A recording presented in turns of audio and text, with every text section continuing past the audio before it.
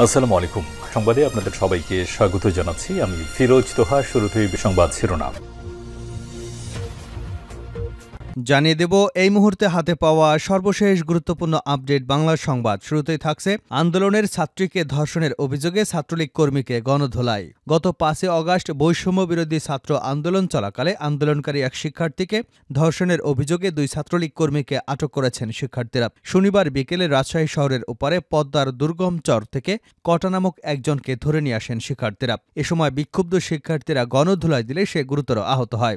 আটক ছাত্রলীগ কর্মী কটা ২৪ নম্বর ওয়ার্ড কাউন্সিলের আরমান আলীর ক্যাডার এবং ছাত্রলীগ কর্মী বলে জানান শিক্ষার্থীরা। এবারে জানাবো শেখ হাসিনা পরবর্তী বাংলাদেশকে যেভাবে দেখছে ভারত। শেখ হাসিনা সরকারের পতন ১ মাস অতিবাহিত হল। গত ৫ আগস্ট প্রবল জনবিক্ষোভের মুখে পদত্যাগ করে ভারতে পালিয়ে যান সাবেক প্রধানমন্ত্রী শেখ হাসিনা। এমন পরিস্থিতিতে ভৌগোলিকভাবে বাংলাদেশের নিকটতম প্রতিবেশী ভারতের বাংলাদেশ নিয়ে অবস্থান ও ভবিষ্যৎ পরিকল্পনা নিয়ে প্রশ্ন উঠেছে। ভারত তার দীর্ঘদিনের মিত্র শেখ হাসিনাকে হারিয়েছে। এখন বাংলাদেশ নিয়ে যে কূটকৌশল আটছে নরেন্দ্র মোদীর সরকার, জানাবো বিস্তারিত, সঙ্গে থাকুন। এবারে থাকছে কোনো ষড়যন্ত্র কাজে আসবে না। গণ অধিকার পরিষদের সাধারণ সম্পাদক রাশেদ খান বলেছেন, বিএনপি জামাত গণ অধিকার পরিষদ একসঙ্গে আছে, কোনো ষড়যন্ত্র কাজে আসবে না। জানাবো প্রশাসনকে সর্বত্র ঢেলে সাজাতে হবে। ইসলামী আন্দোলন বাংলাদেশের সিনিয়র নায়েবে আমির মুফতি সৈয়দ মোহাম্মদ ফয়জুল করিম বলেছেন, রাষ্ট্রের সব নাগরিকের নিরাপত্তা নিশ্চিত করার লক্ষ্যে সর্বত্র প্রশাসনকে ঢেলে সাজাতে হবে। পুলিশ প্রশাসনের যেসব সদস্য এখনও কাজে যোগ দেননি তাদের অবসরের ঘোষণা দিয়ে নতুন লোক নিয়োগ দিতে হবে। চাঁদাবাজ দখলদারদের কঠোর হস্তে দমন করতে হবে। এদেশ আমাদের সবার, সকল ধর্ম ও সব নাগরিকদের স্ব অধিকারের পূর্ণ নিশ্চয়তা দিতে হবে। জানিয়ে দেব বৈষম্য বিরোধী ছাত্র আন্দোলনে নতুন কর্মসূচি। এবার নতুন কর্মসূচি ঘোষণা করেছে বৈষম্য বিরোধী ছাত্র আন্দোলন। এই কর্মসূচির বিষয়টি জানিয়েছেন অন্যতম সমন্বয়ক হাসনাত আব্দুল্লাহ। শনিবার রাতে সামাজিক যোগাযোগ মাধ্যম ফেসবুকে স্ট্যাটাস দিয়ে তিনি জানান, প্রিয় চট্টগ্রামবাসী, আগামীকাল ৮ আগস্ট থেকে শুরু হতে যাচ্ছে বৈষম্য বিরোধী ছাত্র আন্দোলনের বিভাগীয় ও জেলা পর্যায়ের সফর। এ সফরের অংশ হিসেবে আমাদের একটি সমন্বয়ক টিম প্রত্যেকটি জেলার অভ্যুত্থান ঘটানো ছাত্র জনতার সঙ্গে মত বিনিময় সভায় অংশগ্রহণ করবে।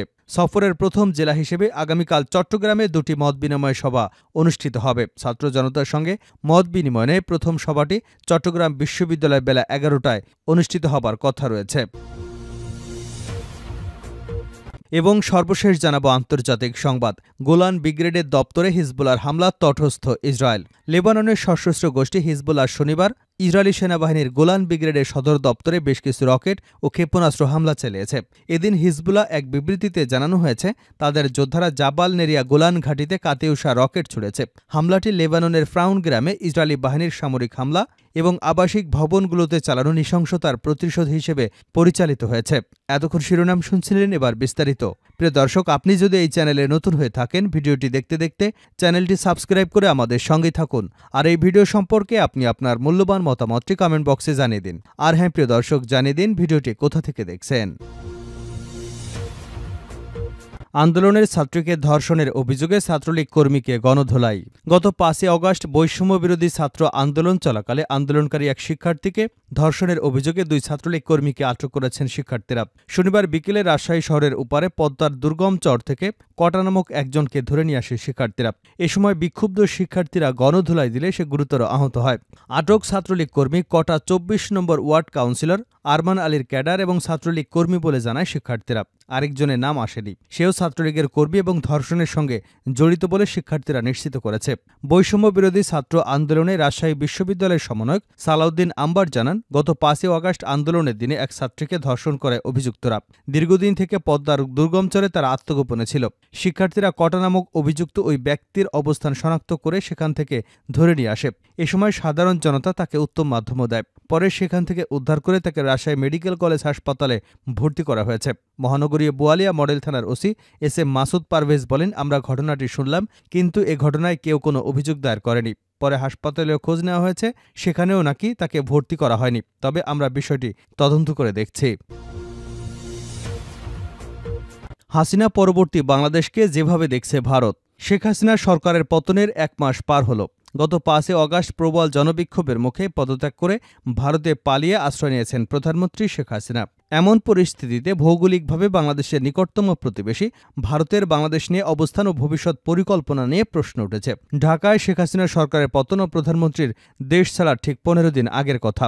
বাংলাদেশের সুপ্রিম কোর্ট বিতর্কিত কোটা পদ্ধতি বাতিল করার ঠিক পরদিন দিল্লিতে প্রথম সারির জাতীয় দৈনিক টাইমস অব ইন্ডিয়ার সম্পাদকীয় শিরোনাম ছিল ডিস্টার্বিং ইন ঢাকা।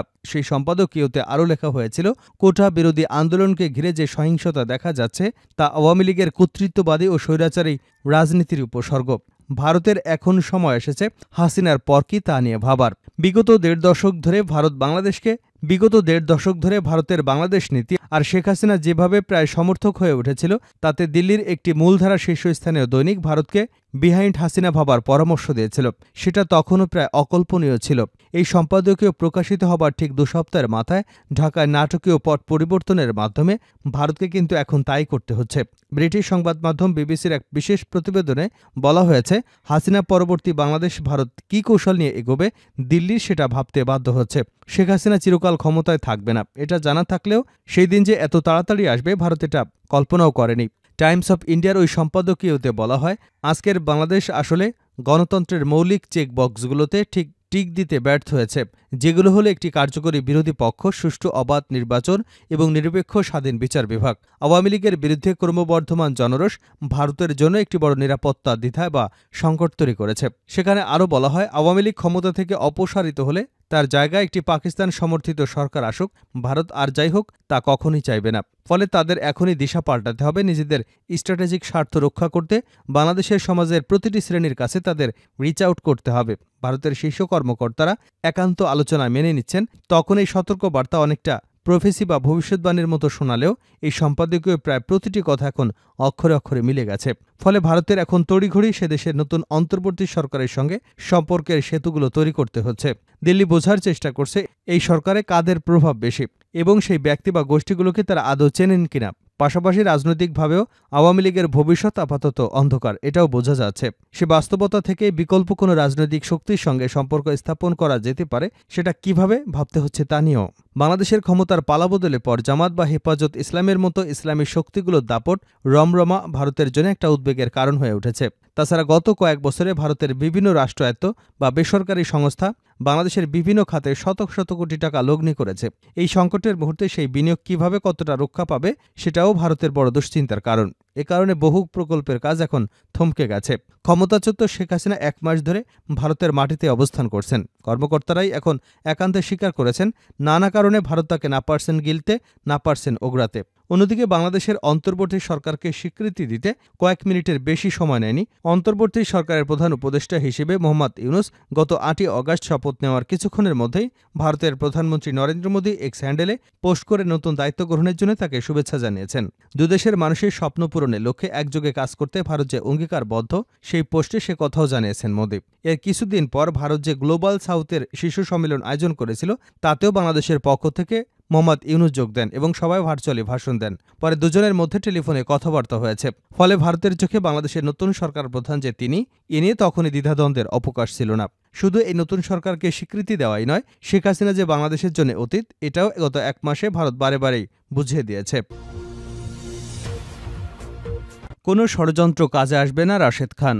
গণ অধিকার পরিষদের সাধারণ সম্পাদক রাশেদ খান বলেছেন, বিএনপি জামাত ও গণ অধিকার পরিষদ একসাথে আছে, কোনো ষড়যন্ত্র কাজে আসবে না। শনিবার বিকাল ৪টায় নোয়াখালী মাইজদি বাজারে গণ অধিকার পরিষদ নোয়াখালী জেলা প্রতিনিধি সভা অনুষ্ঠিত হয়। এতে প্রধান অতিথি হিসেবে তিনি এসব কথা বলেন। গণ অধিকার পরিষদের সাধারণ সম্পাদক রাশেদ খান আরও বলেন, নানাভাবে আওয়ামী লীগ আমাদের মধ্যে বিরোধ সৃষ্টি করার পাঁয়তারা করছে। আজ বিএনপিকে চাঁদাবাজ হিসেবে চিহ্নিত করে আস্থা নষ্ট করার চেষ্টা করছে তারা। গণ অধিকার পরিষদের জোয়ার দেখে ষড়যন্ত্র করছে। আমরা ঐক্যবদ্ধ আছি, বিএনপি জামাত গণ অধিকার পরিষদ আমরা এক আছি। প্রশাসনকে সর্বত্র ঢেলে সাজাতে হবে ফয়জুল করিম। ইসলামী আন্দোলন বাংলাদেশের সিনিয়র নায়েবে আমির মুফতি সৈয়দ মোহাম্মদ ফয়জুল করিম বলেছেন, রাষ্ট্রের সব নাগরিকের নিরাপত্তা নিশ্চিত করার লক্ষ্যে সর্বত্র প্রশাসনকে ঢেলে সাজাতে হবে। পুলিশ প্রশাসনের যেসব সদস্য এখনও কাজে যোগ দেননি, তাদের অবসরের ঘোষণা দিয়ে নতুন লোক নিয়োগ দিতে হবে। চাঁদাবাজ দখলদারদের কঠোর হস্তে দমন করতে হবে। এদেশ আমাদের সবার, সব ধর্মের সব নাগরিকের স্ব অধিকার পূর্ণ নিশ্চয়তা দিতে হবে। সকালে ঢাকা মহানগর দক্ষিণের উদ্যোগে পুরানা পল্টনে দলের কেন্দ্রীয় কার্যালয়ে তৃণমূল দায়িত্ব সম্মেলনে প্রধান অতিথির বক্তব্যে তিনি এসব কথা বলেন। ফয়জুল করিম আরও বলেন, বিগত বছরগুলোতে মেহনতি মানুষের ট্যাক্সের পয়সায় অপরিকল্পিতভাবে খরচ করা হয়েছে, প্রতিযোগিতা এবং রাষ্ট্রীয় সম্পদ লুট করা হয়েছে, দেশের টাকা বিদেশে পাচার হয়েছে। পাচার হওয়া টাকাগুলো ফেরত আনতে কার্যকর পদক্ষেপ গ্রহণ করতে হবে। শেষ করছে আন্তর্জাতিক সংবাদ দিয়ে। গোলান ব্রিগেডের দপ্তরে হিজবুল্লাহর হামলা, তটস্থ ইসরায়েল। লেবাননের সশস্ত্র গোষ্ঠী হিজবুল্লাহ শনিবার ইসরায়েলি বাহিনীর গোলান ব্রিগেডের সদর দপ্তরে বেশ কিছু রকেট ও ক্ষেপণাস্ত্র হামলা চালিয়েছে। এদিন হিজবুল্লাহর এক বিবৃতিতে জানানো হয়েছে, তাদের যোদ্ধারা জাবাল নেরিয়া গোলান ঘাঁটিতে কাতিউষা রকেট ছুড়েছে। হামলাটি লেবাননের ফ্রাউন গ্রামে ইসরায়েলি বাহিনীর সাম্প্রতিক হামলা ও আবাসিক ভবনগুলোতে চালানো নৃশংসতার প্রতিশোধ হিসেবে পরিচালিত হয়েছে। জাবাল নেরিয়া ঘাঁটিটি বর্তমানে ইসরায়েলি সেনাবাহিনীর গোলান ব্রিগেডের সদর দপ্তর হিসেবে ব্যবহৃত হচ্ছে বলেও হিজবুল্লাহর বিবৃতিতে দাবি করা হয়। এর আগে শুক্রবার এক বিবৃতিতে হিজবুল্লাহ জানায়, তারা ইসরায়েলি মায়ান বারুদ সামরিক ঘাঁটি, জাবাদ্দিন ব্যারাক এবং ইসরায়েলি বাহিনীর ব্যবহৃত আল মুলাতা শহরের বেশ কয়েকটি ভবনে ড্রোন ও ক্ষেপণাস্ত্রের সাহায্যে হামলা চালিয়েছে। গত বছরের ৭ অক্টোবরের পর গাজায় বর্বর ইসরায়েলি অভিযান শুরুর পর হিজবুল্লাহ প্রতিদিনই দখলদার বাহিনীর বিরুদ্ধে তীব্র আক্রমণ চালিয়ে যাচ্ছে, যার উদ্দেশ্য অধিকৃত ফিলিস্তিনের উত্তরাঞ্চলে অবস্থান করা ইসরায়েলি বাহিনীর বড় অংশকে তটস্থ রাখা এবং গাজায় প্রতিরোধকারী যোদ্ধাদের উপর চাপ কমানো। ইসরায়েলি সেনাবাহিনীর পরিচালিত রেডিও সম্প্রতি জানিয়েছে, আগস্ট মাসে হিজবুল্লাহ দক্ষিণ লেবানন থেকে দখলকৃত অঞ্চলের দিকে ১৩০৭টি রকেট ছুড়েছে, যা গাজা উপত্যকায় নিরীহ ফিলিস্তিনিদের উপর চালানো গণহত্যামূলক যুদ্ধ শুরুর পর থেকে সংখ্যায় সর্বাধিক। এদিকে হিজবুল্লাহ পরিচালিত লেবানন ভিত্তিক টিভি চ্যানেল আল মাদিন জানিয়েছে, শনিবার স্থানীয় সময় সকাল ৮টা ১৫ হিজবুল্লাহ যোদ্ধারা ইসরায়েলি বাহিনীর হাদাব ইয়ারন ঘাঁটিতে ক্ষেপণাস্ত্র হামলা চালিয়েছে। ইসরায়েলি গণমাধ্যম হারেজ নিশ্চিত করেছে যে দক্ষিণ লেবানন থেকে আল জালিলের দিকে বেশ কয়েকটি ক্ষেপণাস্ত্র ও রকেট ছোড়া হয়েছে, তবে এতে ইসরায়েল কী পরিমাণ ক্ষয়ক্ষতি হয়েছে এ বিষয়ে কিছু জানা যায়নি।